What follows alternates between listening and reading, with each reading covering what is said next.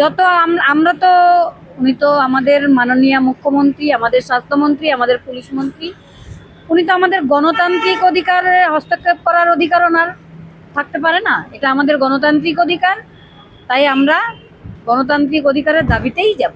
প্রথম থেকে পুলিশের বিরুদ্ধে অভিযোগ, একজনের কাছে পুলিশের চিঠি আসছে থানায়। যারা এটা তো প্রথম থেকেই যারা প্রতিবাদ করছে তাদের উনি মুখ বন্ধ করার জন্য এসব করছেন, এবং যারা অন্যায় করেছে তাদের মাথার উপর হাত রেখে তাদের দুষ্কৃতিকর্ম উনি চালিয়েই যাচ্ছেন।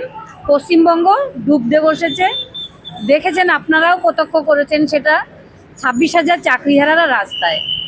তারা কেন এরকম হলো? পরীক্ষা দিয়ে একটা হয় যে এই যে আজকে দান ধ্যান করে পশ্চিমবঙ্গকে মানুষকে কিছু লোককে লোভী করে তুলেছেন, কিছু লোককে একদম নিঃসহায় করে দেখেছেন। 5 মাসের একটা বাচ্চা ঘুমন্ত অবস্থায় জলের মধ্যে পড়ে মারা গেছে।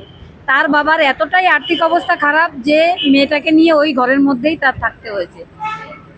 তাহলে আমরা কোন রাজ্যে বাস করছি সেটা মানুষেরই দেখতে হবে, মানুষেরই এই আন্দোলনে এগিয়ে আসতে হবে।